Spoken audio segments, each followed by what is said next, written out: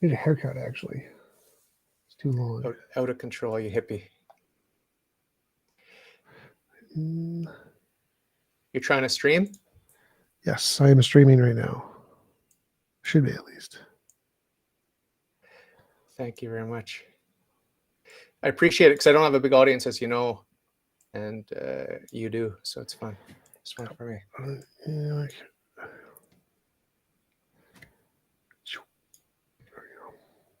that's close enough. Is there a way to switch the position, like make my face on the left or the right?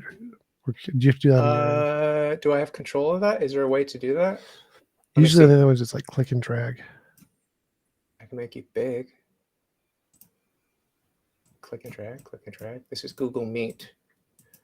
Google Meet. I'll just make you big.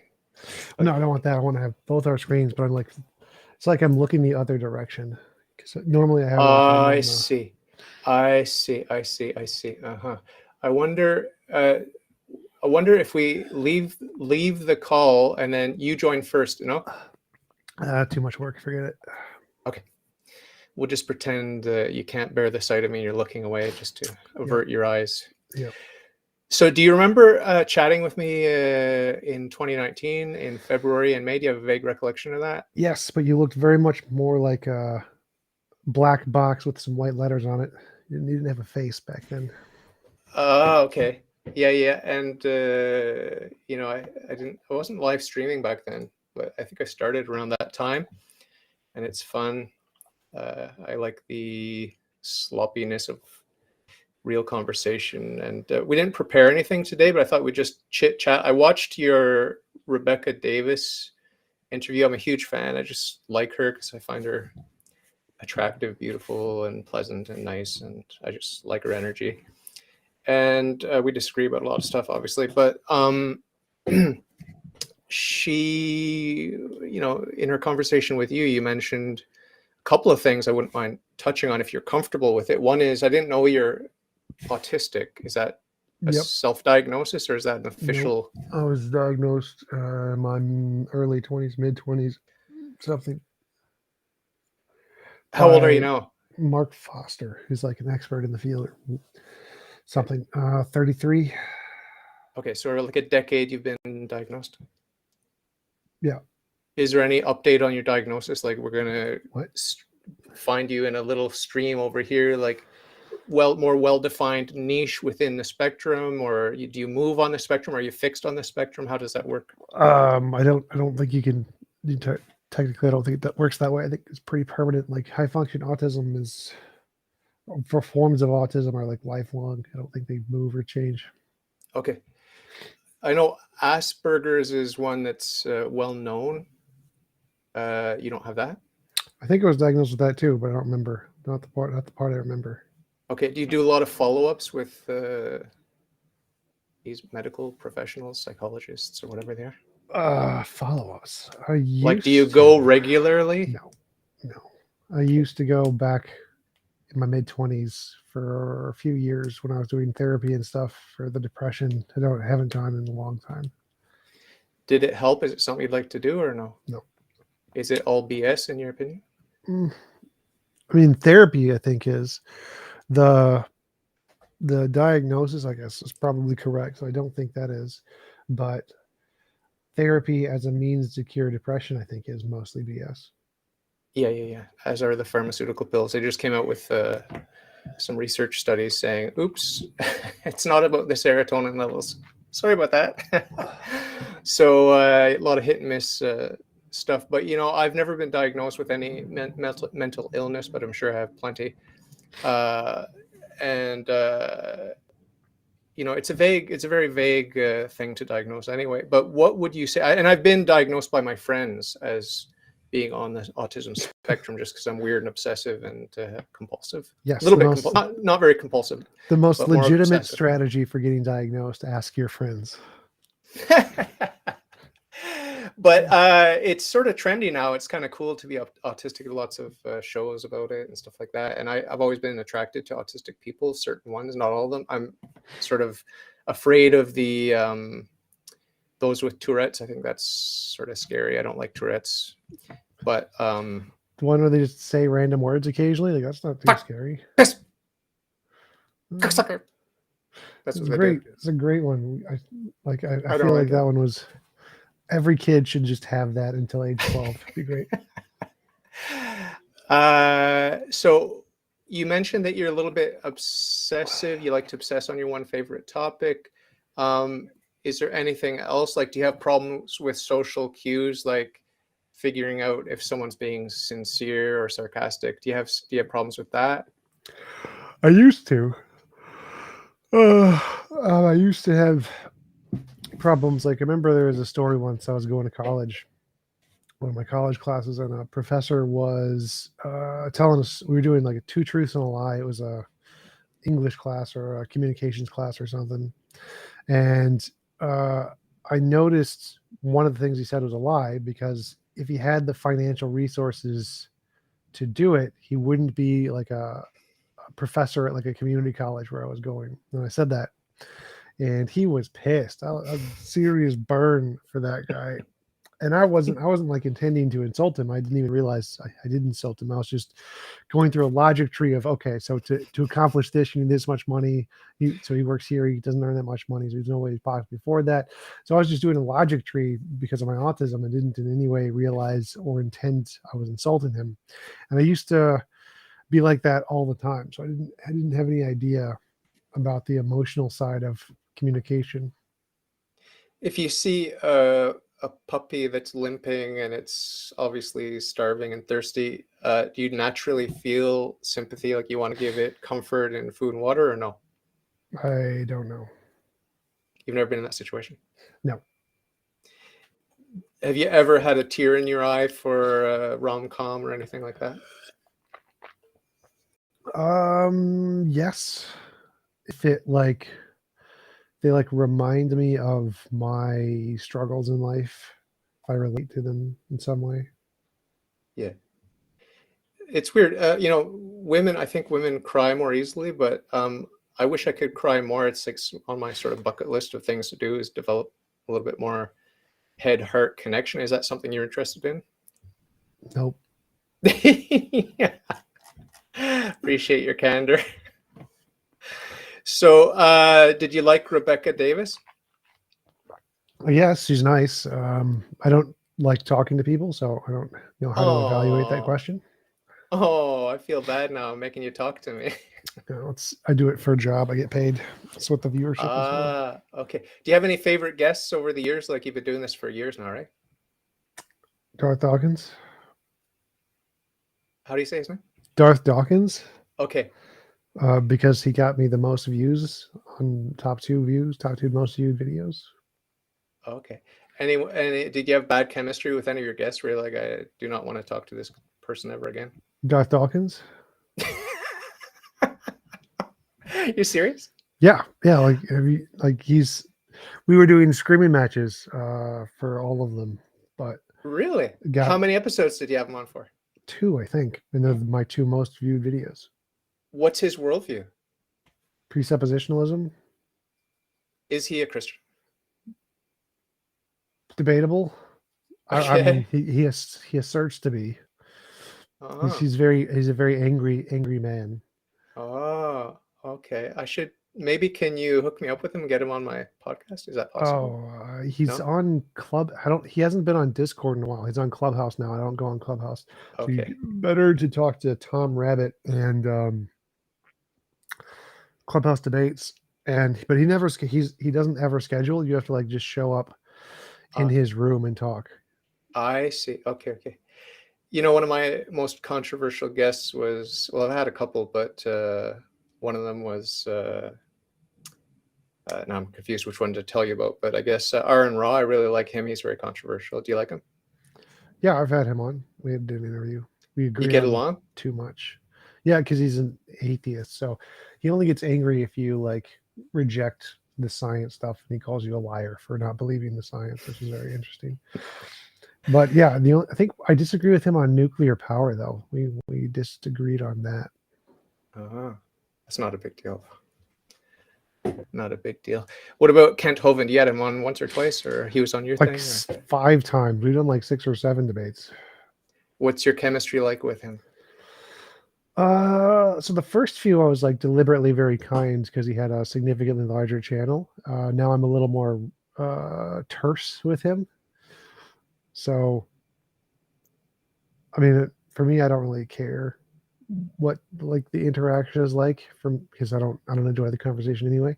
But I think it's more fun when I'm more terse with him. Like the debate I did, the very newest one was, I think I was too terse. I think the one before this one was the best one where I was doing, can you get a non-kint from a kint? That one was probably the best one.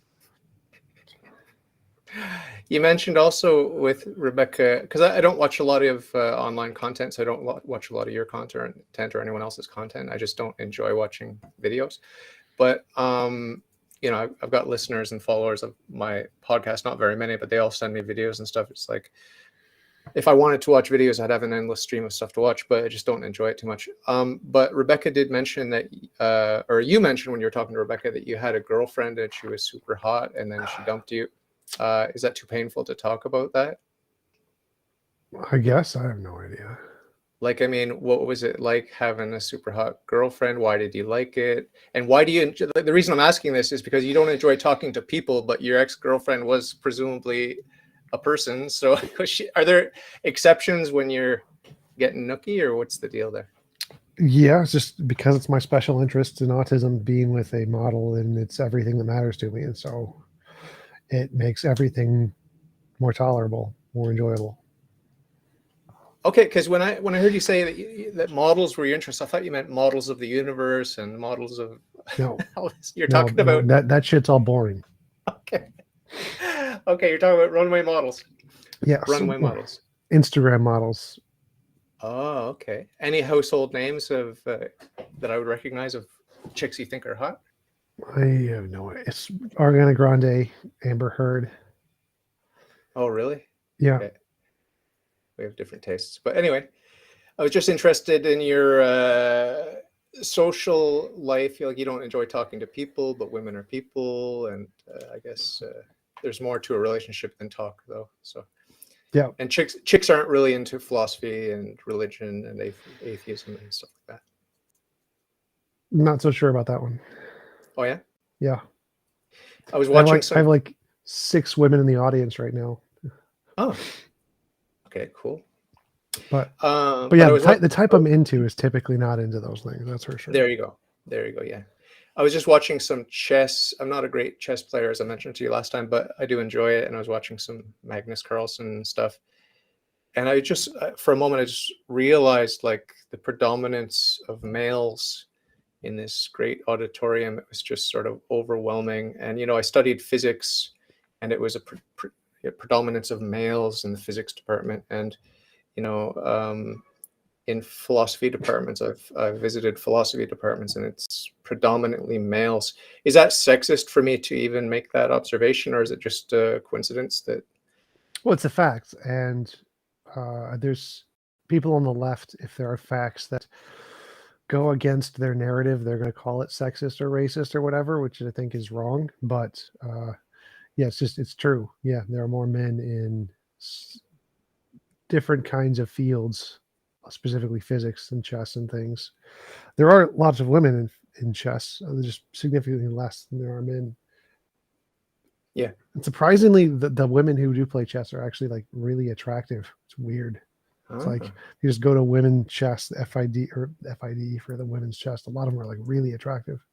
They got the Same good with like, genes. because I go to a chess club and the women who go to the chess club are like attractive. They're fit, intelligent, not like overweight or anything. It's really weird. Is that an option for you? Like a chess girl? Is that an option for you with your? No, they're not to my standards. Okay. You got high standards. What about race? Do you think Naomi Campbell was hot back when I she was don't even younger? know who that is. Supermodel, black.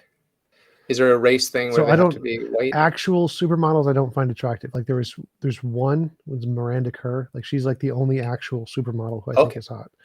Okay. I'm more into like the Instagram model type. I see. Girl next door, hot. Sure. Do they have fake boobs? Do you like fake boobs? No, I like small boobs. Yeah, me too. So, what about race? Is it a deal breaker if someone's got dark skin? Typically, I don't find like African American as attractive. I have gone on a few dates with some like really attractive, the most attractive African Americans I've ever seen, but I don't find the facial structure as attractive. Okay. Does that mean you're racist or no? Maybe, don't know, don't care. What beauty rating do you give yourself on a scale of 1 to 10, 10 being the hottest possible? 5, No, you're 6. 6. 6.5. 6.5. I'll give myself a 6, you're 6.5. But it's a subjective rating.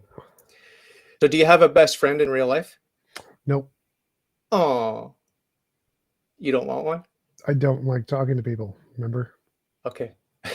But you do it for a living. Have you got any techniques for improving your mood when you're grumpy and depressed? Spend time with hot models. Do you have any lined up? I have one friend who is like a wing girl, goes with me to college bars and wing women's for me. She's Okay. attractive. She's pretty close to my type, not exactly, but And do you have to turn girls down because there are a lot of them that want to get with you? uh, no. Okay. I don't know. I don't know how big your channel is and how many e girls, I guess they call them, how many e girls there are. You said there's 6 in your chat now. Mm. So, what did you study at college, university? I went for computer programming, got Oh yeah. bored with that, started auditing classes in like philosophy and stuff. Okay, yeah. I think I remember that. No, yeah. What are you currently reading? What are you excited about in the world of ideas? Nothing. You don't read? Nope. Do you study in other ways, like watching debates online and all that sort of stuff? Used to, but haven't done that for a while. Do you feel a need to be TJump, the online persona? Are you a caricature of yourself? Are you just being yourself naturally, or what?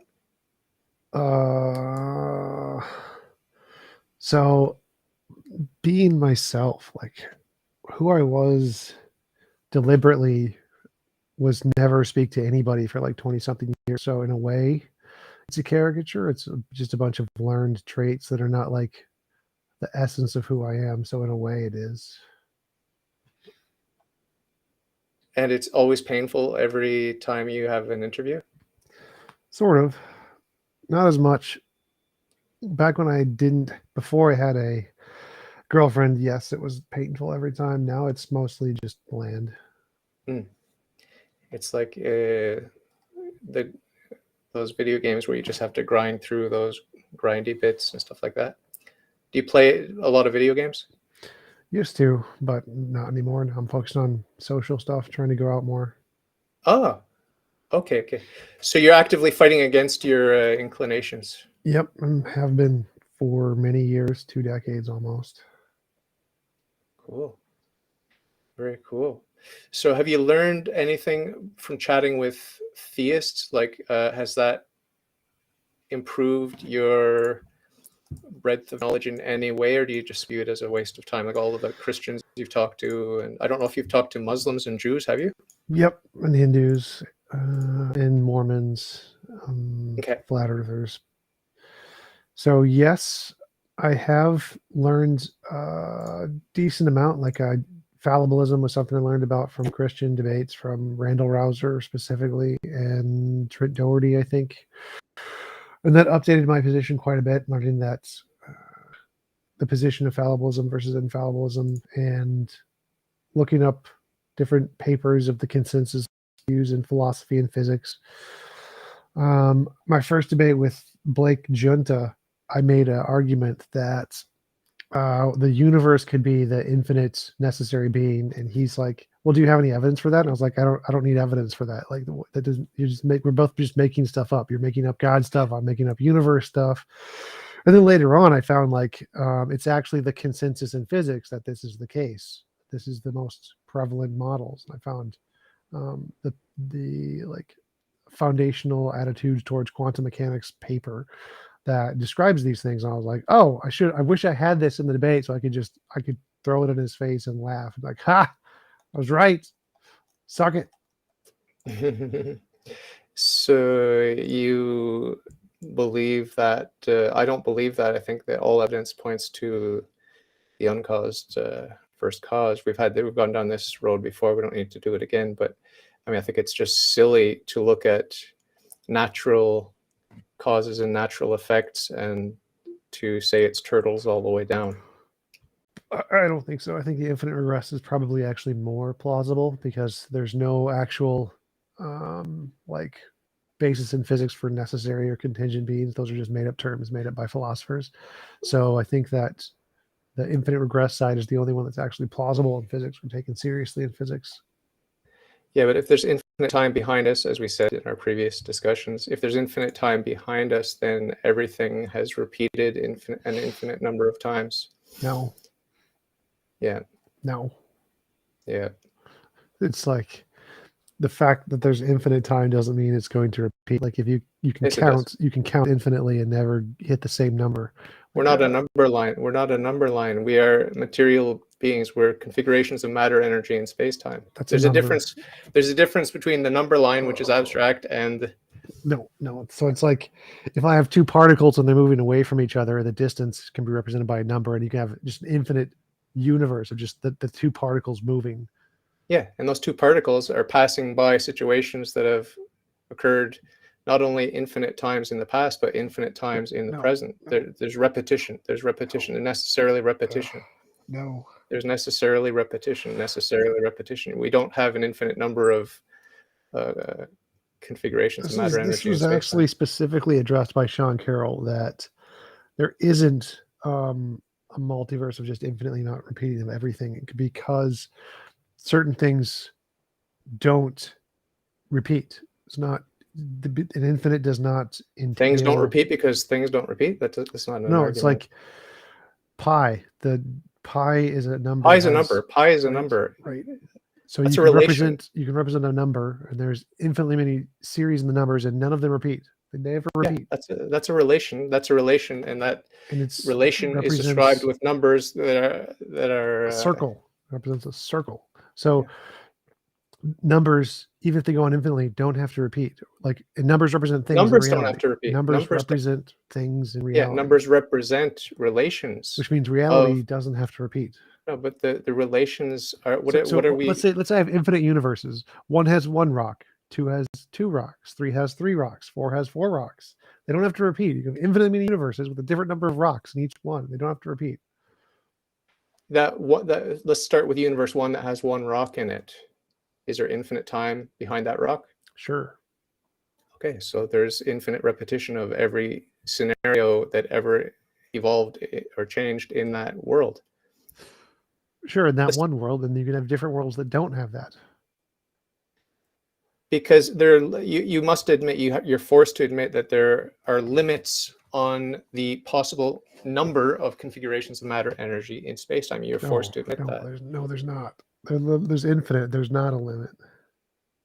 So there are infinite, for example, with the color spectrum in the visible spectrum, right? You want to imagine some sort of fantasy land where we've got a new color. It's new and exciting, and no one's ever seen it because it's not in our local presentation of the universe and all this woo-woo nonsense. But the fact is that there are limitations in the configurations of matter, energy, space-time, and that's why in the visible spectrum we've only got the colors that we've got. Well, no. The fact that we see a specific range of colors doesn't mean those colors are determined or limited by the laws of physics. Like laws of physics could change and make different colors because colors are just a figment of our imagination. So yeah, we could definitely have a different spectrum of colors. So you believe? I mean, there actually is. So like women have there's a certain genetic modification in some women who have a fourth cone in their eye, and they literally see a different color. Okay, so because 4 is greater than 3, therefore there can be an infinite number of cones. Like, I mean, it just doesn't make sense. We're talking with a pretty finite number here. 3 cones versus 4 cones, and now you're going to extrapolate to infinite cones, infinite colors.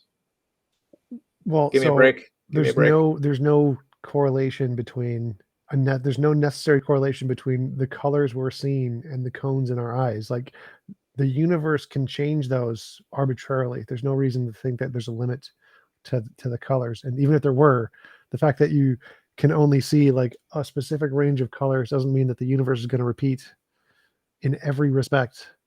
No, I'm using it as an illustration of the fact that the configurations of matter, energy, and space-time are limited, and the electromagnetic waves and radiation, no matter which part of the spectrum you want to look at, it's finite. It's finite. They're literally not. There's no limit to the number of laws of physics that can exist. You think the numbers of laws are limitless? Yes, you can just add in extra laws. There could be more laws that happen. Add one in. Add one in. Yes. Add one in. I'm asking you. Add one in. What? Like, let's see it. Okay, I'm going to add in a moral law of physics where morality is real. It's going to be the TJump law. There you go. Added a new law of physics. Okay, but it's just your fantasy. It's just a pure fantasy. It's not you. You can't add a law to nature. You can't. You can't, and I can't. What? So you're unable to. You're able to talk about it, Tom. You're able to fantasize like, hey, I could make a new law of nature. Yes, TJump law of add morality to physics. You can fantasize about that, but it's a fantasy. It's a fantasy. It's not reality. It's not reality. You just made it up. You just made it up. So if there's an infinite past, that doesn't mean the infinite past has all of the laws we currently have today. That's not what it means. There's no logical necessity that you don't have a reason. You don't have a reason because to say you just made it up. You have made up the idea that the infinite regress entails the same laws as today. That is something you have made up, and that isn't the case. We don't know what is entailed in the infinite past, other than the infinite past. The infinite past may have changes in the laws of physics, or new laws of physics, or less laws of physics. Infinite past does not mean all things must remain the same as what we measure today in our universe. No one even thinks that's the case. Time and space began at the Big Bang, and something else preceded it. Time and space are emergent. That's the consensus in physics. So no one thinks that the laws of physics, as they are today, have always been the case. Gravity used to be repulsive at the early universe. Goose early universe inflation. Nobody thinks the laws of physics, as they are today, have been the same past eternally. It's not a thing. Yeah, but the fact that we live in a well-ordered cosmos, that's what cosmos means, well-ordered universe. The fact that we could do natural science, the fact that it's well-ordered means that it's always been well-ordered, period. It's always been well-ordered. Therefore, that doesn't follow. Yes, it does follow. Like it does follow. Oh, like it could literally have just been complete randomness prior to the Big Bang. And there is no randomness. There's no such thing as randomness. That's you're positing now uncaused effects, Tom. Yes, which are also the consensus in physics. Effects. Literally the consensus in physics. You're giving way too much respect to these atheistic morons. Way too much. Stephen Hawking and Sean Carroll. He's a moron. He's a moron. They're morons. They're morons because they don't understand philosophy. They don't understand metaphysics. Yes, the physicists who've literally measured it and have testable predictions that confirm randomness. They're morons. Yeah, well, you could be good at natural science and really bad at philosophy. That's just the way it is. Pick up a popular science book from the last century and just read the nonsense that the layers of interpretation and woo-woo that they're piling on top of good, clean, empirical science. The science is good. The science is good. The fantasy world that they live in, where there's no God and the science is good, but the implications of the science not good. The false implications. The false implications. The false implications. How can you tell which ones are the false ones? Because you're just making stuff up too. Metaphysics. What metaphysics is just the description of what the ultimate principles of reality are. Metaphysics is the basis of natural science. So you can't have natural science without making the axiomatic metaphysical assumptions upon which the natural sciences are built. The principle of sufficient reason, the principle of proportionate causality, the principle of causality. PSR is rejected by the majority of philosophers. It's not taken seriously. Humans are free to reject whatever they want. They can say a man is a woman is a man, and I can identify as a pink cow if I want to, and that I'll get applauded for that. I'll get promoted at every step. because that's the crazy world we live in. But you need to have yourself grounded in something other than just the spirit of the age, which is demonic and confused. We need It's metaphysics. We more need that the metaphysical. PSR is dumb. It doesn't make sense. In physics, it has no basis. No one in physics takes the PSR seriously. In philosophy, it's been debunked by basic the logical possibility of brute facts. There's easy ways to debunk the PSR. It's not, which is why the majority of philosophers don't accept it. If you want to argue for uncaused effects and you want to argue against the PSR, then you're arguing against natural science, period.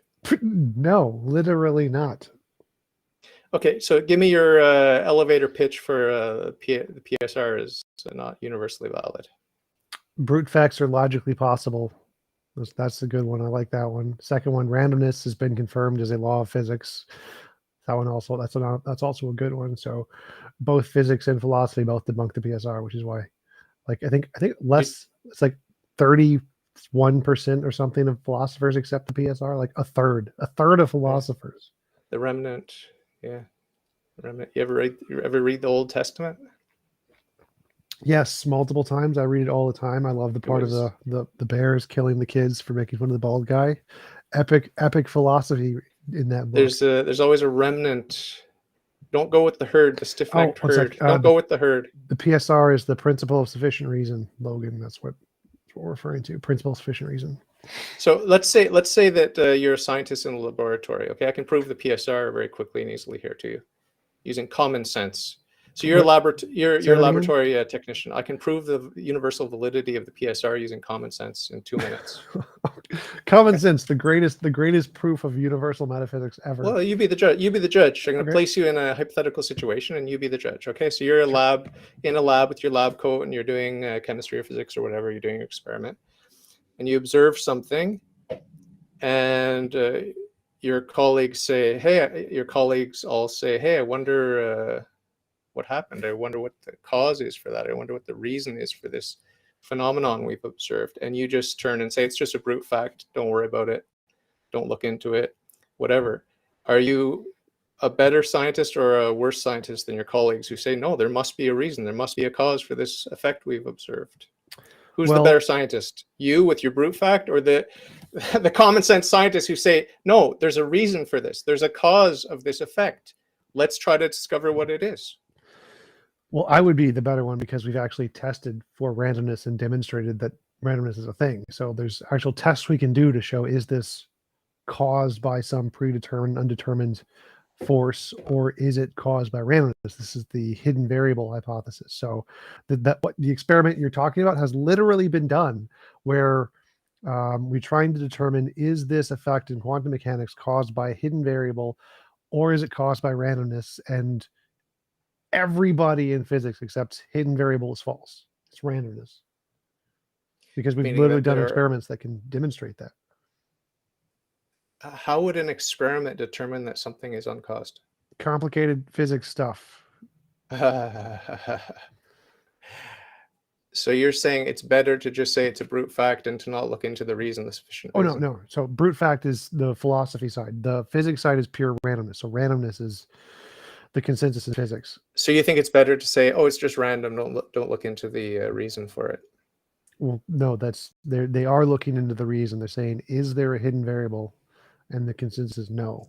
And how surprised will you be if in the future the scientists say, "Oops, oh wow, look how smart we are today, because we figured out that 10, 20 years ago, this randomness nonsense was a bunch of malarkey, because hey, we didn't realize there's this other subtle thing and this other mechanism, and hey, this is great news. Let's pat ourselves on the back again."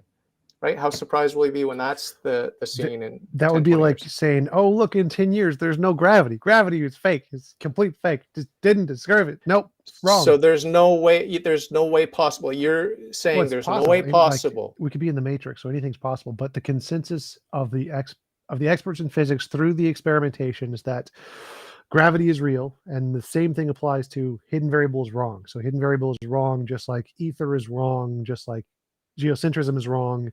So it's unlikely that the thing that has been proven wrong is going to suddenly become proven correctly again. You should prepare yourself to be surprised, because that's the history of the natural sciences, where people say, "Oops, made a mistake. We understand better now because we have more subtle and refined tools to examine the inner workings of these mechanisms. Wake up, read the history of natural sciences. It's always the case. We're always No, evolving, and I we're think you're always getting more confusing. subtle. I think you're confusing the fact that the current hypothesis was debunked with a more accurate hypothesis, but it's never been the case that a thing that has been proven false was proven not false.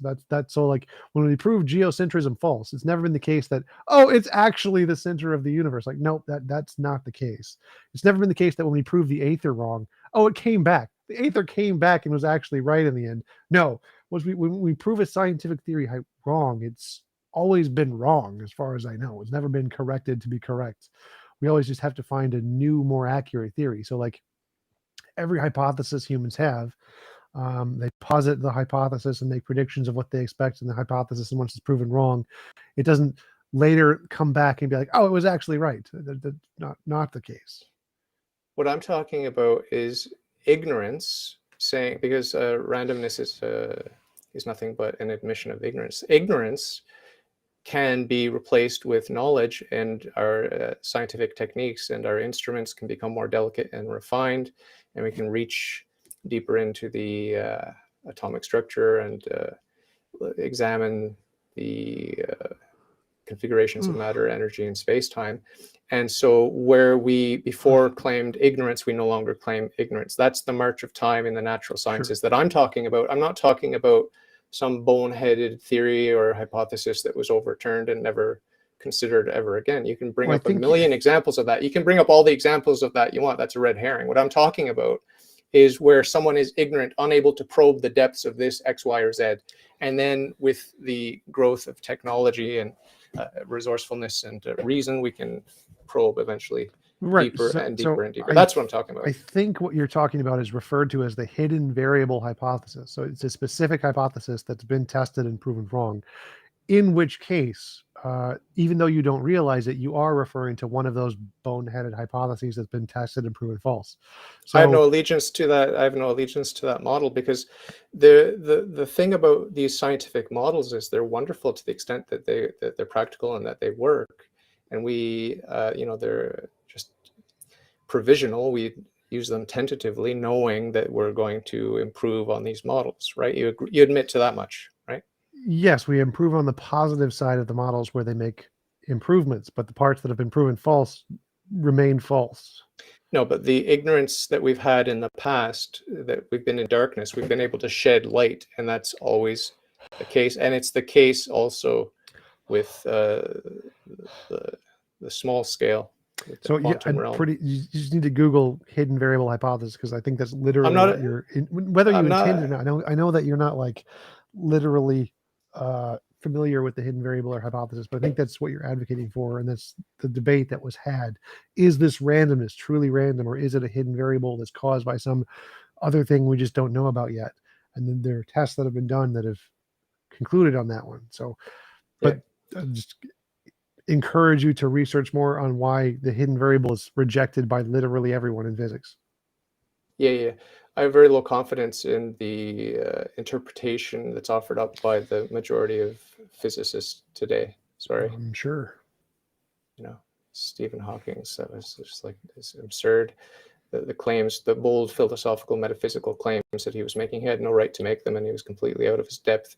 Stick to what you're good at, buddy. Stick to what you're good at. Right? I think physics is a closer field to metaphysics than anything else we have. Yeah. So it is the only thing that has any say over metaphysics. Everything else that's why it's so shameful for a physicist to go out on a limb with a harebrained metaphysics that is so absurd and to publish these books, and they sell like wildfire, and people gobble it up, and atheists love it because it reinforces their so I'm saying if one field is closer to metaphysics than anything else, the people writing in that field are more likely to be right about metaphysics than anybody else. Well, there are metaphysicians, there are philosophers, they're cranks, theologians, crackpots. They have no idea what they're talking about. They have no basis in reality. Let me ask you, because I've met established physicists and PhDs and all kinds of people. I've talked to them, And some of them, surprisingly, do not believe that 1 + 1 = 2. Do you have the opinion that 1 + 1 = 2? Yes or no? In taxicab math, yeah, there's different versions of math where that's not the case. I mean, depends on what you mean. Are you talking about like in a nominalist sense where there are no like universals and that is simply a descriptive language? Because that's the consensus. Like Stanford Encyclopedia of Philosophy, math and logic are formal languages. I'm talking you go to the cashier and you give a 20 and you get back change for a 5. Are you upset, or do you just think, oh, this is the deeper level of mathematics? No, I'm talking common sense arithmetic, like primary school, kindergarten, 1 + 1 = 2. Do you buy that? Yes or no? Is it objectively and eternally true? Because I've met physicists who say Well, it's not. so there's two different things there. One is it objectively and eternally true? Yep. Which that part is rejected by nominalists. The second part is it true contextually in our universe?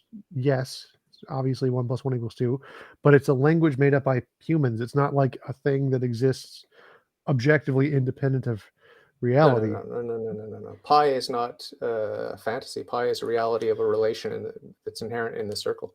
And 1 + 1 = 2 is a relation that's eternally and absolutely and objectively and No, immutably true. no, Period.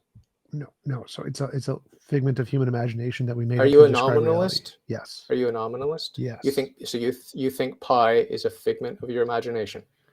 3.14159, whatever. Yes, the numbers is a description of a relation. The relation is real. It's a feature of reality. The number isn't. Numbers are not real. They're language, like words in English. So we could map 1 to 1. I remember you talked about this one of the first times we talked, and you said, "Oh, it's just arbitrary. We could say instead of 1, 2, 3, 4, 5, and counting that way, we could say 1, 6, 19, 38, 106, or whatever." And what you're basically doing is just mapping on some strange number system onto the chronological or linear progression.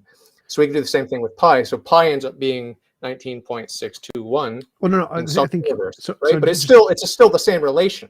well, no. So let's say we keep the numbers in the same order relation. So 1, 2, 3, 4, 5, and I just start saying that the actual order is 1, 7, 15, 32, 5. And so I'm not rechanging the names. I'm just literally just saying them in the wrong order. Okay, the order. You're rearranging the order. So one order corresponds to reality and one order does not correspond to reality. But neither of the orders exist. They're just description. So like if I say the sky is blue, that corresponds to reality. If I say the sky is magenta, it does not correspond to reality, or at least not right now. And so those sentences, neither of those sentences are more real than the other sentence. They're both just things we made up in our head, language, figments of language.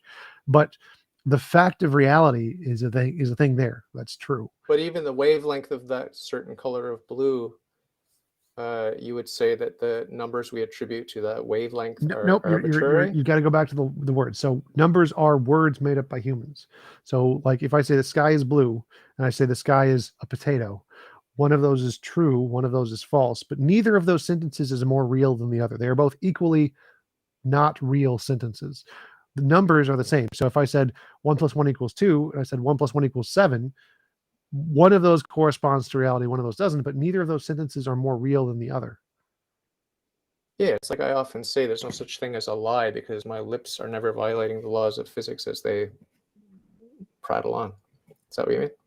Well, no, I mean, so like the numbers, all numbers are just like English words. They're things we've made up. They describe reality, and there are facts of reality.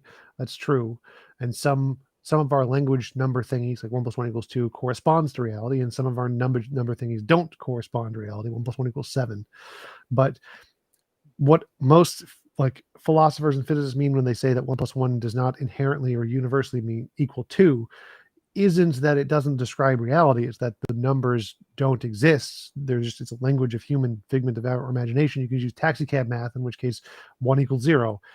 There's different languages of math that we can use, and they don't. What matters is do they correspond to reality, not do they objectively exist.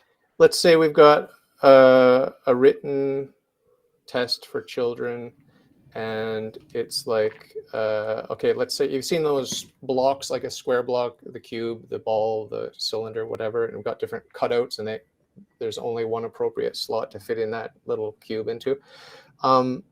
So let's say you give this to a child, and he puts all the right blocks in all the right slots that fit geometrically. And that's the purpose of this cognitive test for these young children. Okay. There's no language. This child can't even speak yet. Is there something akin to your fantasy of language that you can map onto that? No, those are physical relations, so there's no language there. So the objection to 1 + 1 = 2 is that it's a feature of language.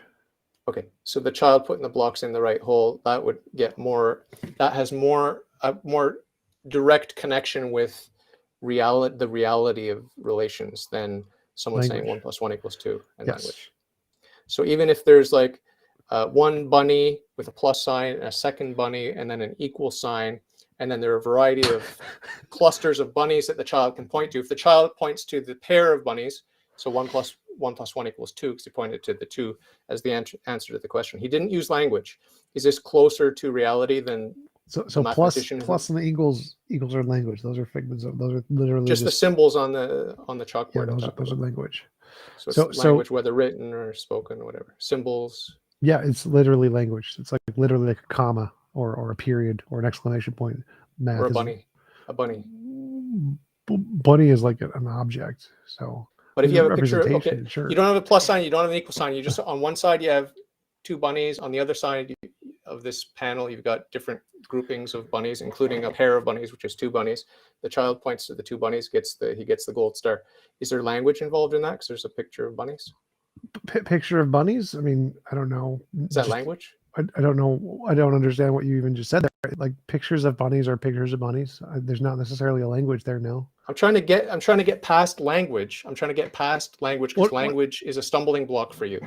Well, yeah. So when you said there are physicists who say 1 + 1 doesn't universally mean 2, what they're objecting to is the language part, not the relations part. We agree the relations in reality are relations in reality, but the only part that we object to is the language part. So yes, relations in reality are true. Yes. Yes, eternally, absolutely, objectively, and immutably. Sort of. Okay, so if you're willing to admit that, I don't know why you're not a monotheist, because God is that standard of truth and goodness by which you judge. Because that's gibberish. So like the fact that there are relations in reality doesn't mean there's a God. Well, there are many reasons why we know with certainty there's a God, but what I'm saying about you psychologically, right now is the fact that you're willing to admit that there's an eternal, absolute, objective reality. Yeah, everyone thinks that. Most people think that. And when you make a moral I don't know if you make moral judgments because you're a nominalist, but if you do make moral judgments. Yes. I think it's a law of physics, like any other law of physics. Morality is a thing in reality. You keep campaigning for that, but when you make a judgment, a moral judgment, is the standard of goodness a standard which is subjective and mired in relativism? No, it's like temporary, law of physics. Or is it? Oh, it is a law of physics. Yeah, you're not being silly. No, it's literally moral naturalism. So when you smirk, you're only smirking because you copyrighted this idea. That's why. I wish. No, it's moral naturalism. Just Google Stanford Encyclopedia of Philosophy, moral naturalism. It's not original to me, unfortunately. I wish it was. You're just delighted by it. I don't like. If you're referring to my smirking, I think it was to what you were saying earlier. I don't remember what it was bunnies. Exactly. Yeah, the bunnies was funny, and I think I forget what it was. So, you said something about the God thing. Like we have proofs of absolute certainty that we can know for God. That's the smirky thing where I think that's funny. That's well, yeah, because it's not bunnies all the way down. It can't be bunnies all the way down. Sure it can. So talk to me about this. If you're not too bored with it, talk to me about the domain of physics called morality. Just because I'm completely ignorant about that. I had no idea. Well, yeah, I'm a materialist, naturalist, so I think that everything is physical stuff. So morality could either be something fundamental like the law of gravity, or it could be a higher order emergent property that comes about as a specific pattern from the other laws of physics. So either way, morality would be a product of physical stuff, and it could be objective. Okay. Do you prefer that it's unchanging and eternal and objective and absolute, or do you prefer that it just keeps giving us moving goalposts so that you're wrong this week. The moral rules change, buddy. Get with Yes, the I think times. it's Which do you prefer? unchanging. It's a relation like mathematics kind of a Okay. thing. Wow. Wow, you're not far from the kingdom, my friend. Yes, except mine doesn't drown babies. My prayers have been answered. So, as an atheist, materialist guy, is prayer real? Is prayer something you engage No. in because of the morality of this material universe? No, prayer doesn't work. We've tested that. We have experiments on that. Prayer definitely doesn't work. And when you say we've tested it, it means your little prayers didn't come true when you were a child and you're angry at God. No, I mean, or like what there's is actually been dozens of scientific studies done on prayer and the effectiveness of prayer studies, and they literally don't work. Prayer works 100% of the time, but you know, if you're praying, Prayer if you're works. Okay. 100%, 100%. I pray for a gold brick to fall Yeah. and land on your keyboard right now. I'll tell you God's answer right now. No. No. Bang! You got your answer right away. Bang! No. Message from God, directly from God. No, Tom, no. No. So by Boom. works you mean God gives an answer? Is that what you mean by works here? What do you mean works? Well, you said prayer works, so that was your statement. Yeah, Prayer well, it's all about works. garbage in, garbage out. Garbage in, garbage out. Just like I have a keyboard, I have a computer, and I can write a program. It could be a good program that works because it's in accordance with God's will and with the nature of things, or it could just be a bunch of nonsense. And we'll get back garbage in, garbage out. So your garbage prayer got an answer. No, that's the answer. Get in line with the will of God, and your prayers will be answered with a yes or a maybe or maybe later. So if the will of God is that the universe does what the universe does, and I pray that it changes in some way, then all of my prayers are going to be the Geigo thing you said, and nothing's going to happen. But if I pray that the universe does exactly what it's already going to do, then it's going to work in this case because nothing's going to happen.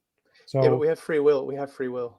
What does that have to do with prayer That means, working? The question is does because prayer that work? means that prayer is not moot. Prayer is not useless because, hey, guess what? We can affect the future. Our choices can affect the future. Our choices can affect the future. I can't believe I have to explain this to you, but we have free will. What does that and have our to do with choices prayer affect working? the future. That's why prayer works. What? Because we are cooperating with God's creation. We are part of God's creation. We have free will, and we can affect the future. Our choices affect the future. It makes no sense. Okay, so prayer is when I ask God for something, right? It's like I pray to God, right? That's one form of prayer. You know, you should, if your prayers aren't working, if you're not getting good results from your prayers, it's probably because you're starting with these petitions. What? You should start with thanksgiving. I love you. Thank you. I don't Sorry care. for my sins. You can And beg then, in any way you want. I don't care about the hey, can you begging. do me a favor? Can you put the golden retriever on David's keyboard, please? That's great. That's great. But so a prayer can't be a result of free will, because if free will does prayer, then you don't need to pray. You just do it yourself. So God doesn't prayer, need our prayers. God doesn't need our prayers, but we need our prayers. Not following the arguments. The argument is for prayer to work. What it means is that you have to ask God for something, and He has to do something in return. If it's just you doing it, then you don't need to ask God. The first step 1's done. You just do it yourself. So there's no prayer in I did it myself. So prayer is literally you ask God for something, He does something differently. For it to work, those two things are kind of important. So if I don't ask for God, or I don't ask help for God and He just does it, that's not prayer. If I do ask for God and He doesn't do anything, well, then the prayer didn't do anything. So for the prayer to work, I have to pray, ask for God for something. He has to acknowledge this and then do something in return. Those are the two features required for prayer to work. Free will has nothing to do with any of that. Sure it does. We need to freely choose to ask God to help us with the stuff we want help with. Like, for example, when I asked you to give me Darth Dawkins' contact information, it's like, yeah, I can go look it up myself, whatever. But it's like you know him, so there's like an opportunity for me to use your connection and get me a connection with this guy. Didn't pan out. The answer was basically no, do it yourself. But I accept that. But it's the same thing with anything. We have free will. We can ask those around us to help us. Like, hey, you have access to your workplace. You work somewhere that has a lot of, you work at the library, can you get me in there?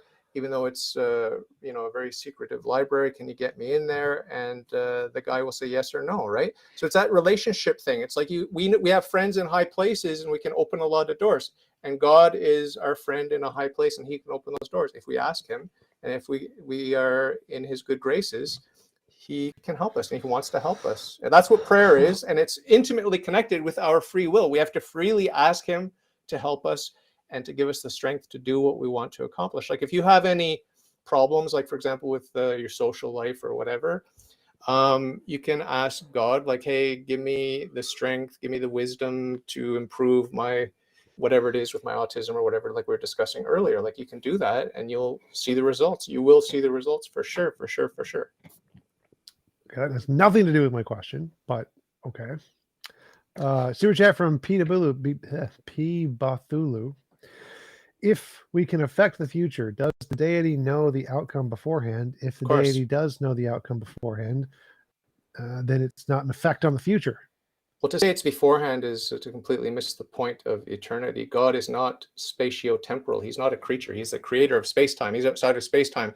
He is not waiting for the future and looking back on the past. He sees all time. He's the master of time. He's the architect of space-time, right? So it's not like God sees it beforehand. God sees everything past, present, and future as the eternal present, right? But we are free. We are spatio-temporal creatures. We can make choices that affect our journey, our pilgrimage here in this fallen but beautiful world. So you really need to make a distinction. Don't make a category, Eric. God's not just a big man in the sky with a past, present, and future. He's the creator of space-time. So the question is can we affect the future? And if God already knows the future, then we can't change it because it's already the way God knows it's going to be. God sees right now the future choices that I will make and the future consequences of the choices that I'll make and the future choices that are based on the consequences of the choices that I made and so on and so forth. Can I change those? I want to change the order of those. Yes. So God knows it, and then I change it, which means it was false, which means he doesn't know it. The changes, he knows all the changes. No. So I'm saying all of those things. I want to change the things he knows. So he knows that I'm going to do all of this stuff, some patterned line or whatever. I want to say, I want to change that. Can I change that? No, you cannot change that. No. So I can't change the future. You can change the future because what that is. No. But listen. You're not getting it. Maybe you're trying not to understand it, but it's very simple. We can affect the future, and the effect we have on the future is called, wait for it, it's called the future. That's the future. There's only one future. There are no multiverses. So there's one future. If I ask, can I change the future? And you're saying, yes, what you're doing is called the future. That's called a contradiction, because the question I'm asking is, can I change that thing? Not do the thing as it is now. So if I'm doing the thing as it is now, that's the future. And I want to say, I want to change that so it isn't that. So the whole question is here is the line of the future that God knows, and I want to change that. And you're saying, well, you can change that by doing it. That's literally not the question. Yeah. What God is looking at is the final version of the sculpture that you're working on right now. And you're free to sculpt this way or that way, and you can change your mind 1,000,000 times per second if you have the CPU power in your brain. You can change all you want. What God's looking at is the final product. What you're in the middle of is an ongoing work, and there's a process and this and that, the other thing, and you can go this way or that way. In the moment, because you're a spatio-temporal creature with free will, you can make these decisions, and God knows that you have freedom. He gave you your freedom, and he knows ultimately what final product will be. You're on a journey of discovery. God's not on a journey of discovery. God knows that you're bound for heaven or hell. He knows that, and he knows which one it is. You don't know. I don't know. And it would be wrong for me to condemn you to hell. I hope you're going to make it to heaven by making better and better choices in this work in progress that we call life here below. So yeah, it seems perplexing, but we are finite creatures, spatio-temporal creatures. Not at all perplexing. It's just a very simple question. God knows the future.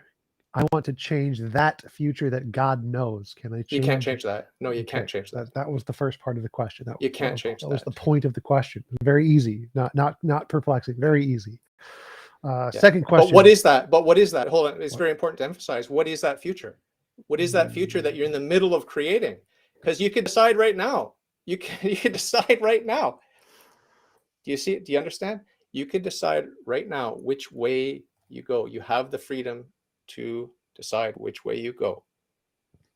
And So yes, God already knows which way you will have chosen. do you know what determined means? Yeah. So can I change the predetermined outcome It's that not God predetermined. knows? It's not predetermined. It's not predetermined. It's So, not predetermined. so When if you wait, remember the past, you go don't back, determine the past. You're just go back, observing it. go back. So there's this outcome God knows. He knows the outcome of what it's going to be like. Yep.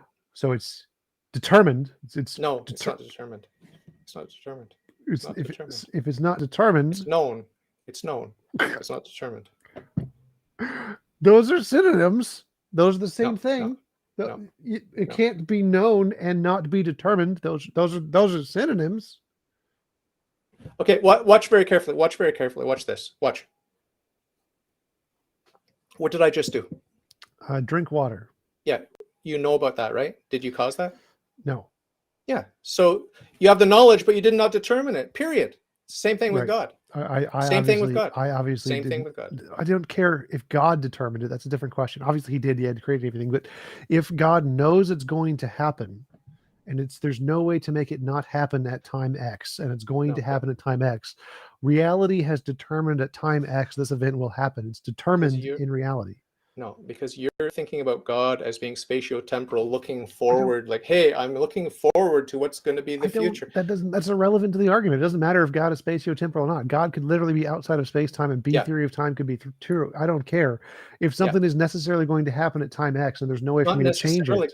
It's not necessary. That's the thing. You have the choice. You have the choice. You shape your future, and God sees the shape that you shaped it as. You chose to shape it, and he sees the shape. Let's go back to necessary. So it's not necessary. God knows all the things in the future are going to happen.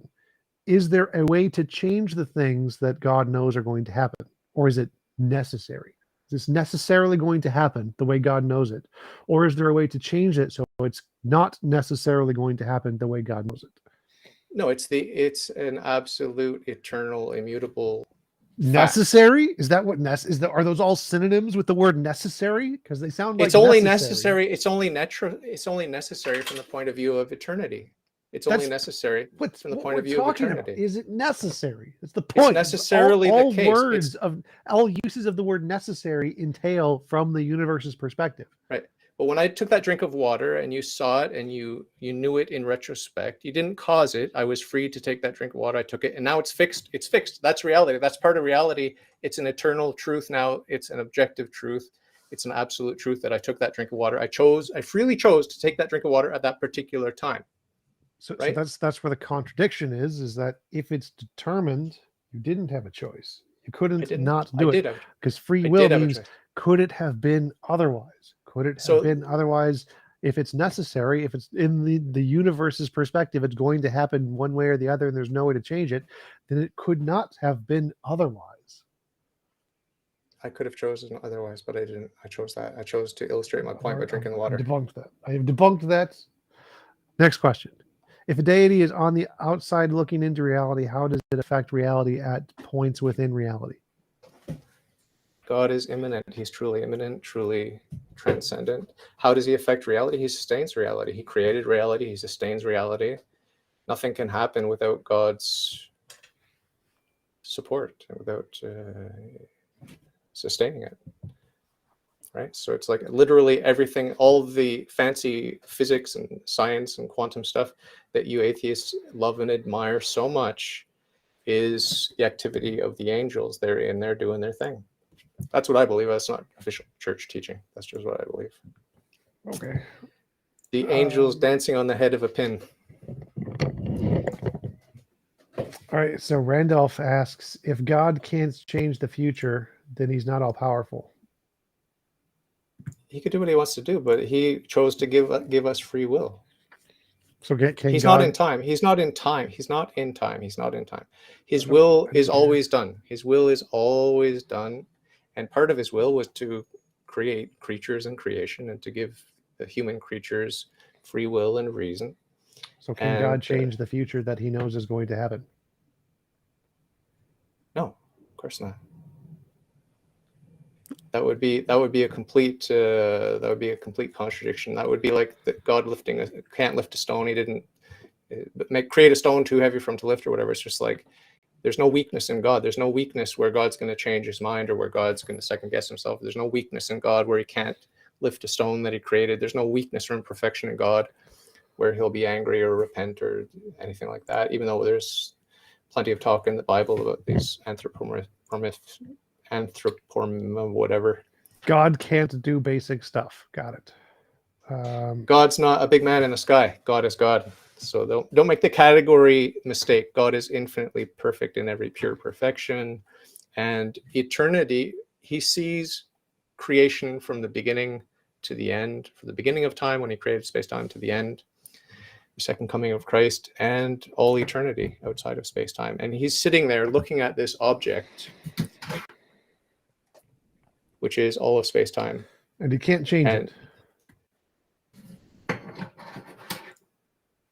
Can't? Yeah, you said he can't go against his nature, and his nature is to leave it the way it is. Therefore, he can't change it.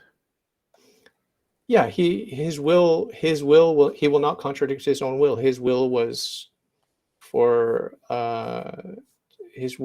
create creation and to create creatures, including rational, free creatures. Right. So God can't change anything that his will doesn't determine to happen. He does not contradict himself. That would be a weakness, not a strength. He can't. He can't be weak. He can't be weak. He can't contradict himself. He can't be flaky. He can't be like, oh, I made a mistake. His nature determines the things he's going to do, and he can't go against that. You know what that's called in neurology? It's called a brain. There are two dogmas. One of the dogmas is there are more than two dogmas, but the two relevant dogmas here are that ad intra God acts of necessity, ad extra God acts freely. So within the Trinity, within the life of the Trinity, God loves himself of necessity. He wills, his intellect and his will in all of his internal life. That's all of necessity. And what he does ad extra with creation and these sorts of things, that's done with free will. So these are things to ponder as you try to plumb the depths of the mystery of the uncaused first cause. There's a lot to chew on there. And sounds like a brain. Sounds like literally just neurology. Oh, the core of your being can't be changed because it's determined by your physical nature. Oh God. It's much deeper than that. It's much deeper because the brain is here today, gone tomorrow, and constantly in flux. So he has a magically eternal brain that is determined just like our brains are determined. Okay. No, he's pure spirit, no material. Spirit brain. Okay, he has a spirit brain. He's part of matter energy. He's not a configuration of matter energy in space-time. That's great. Okay. So P.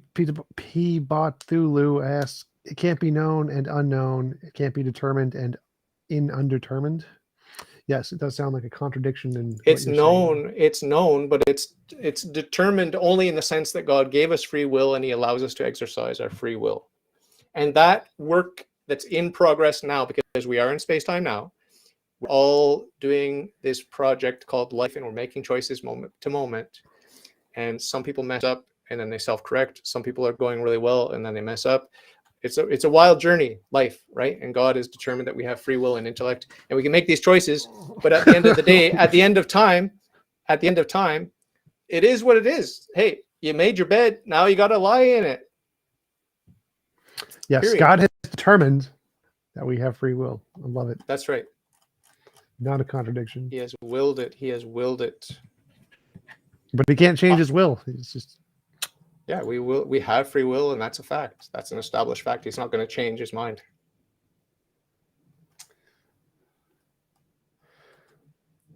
Got any other questions? Anything else interesting?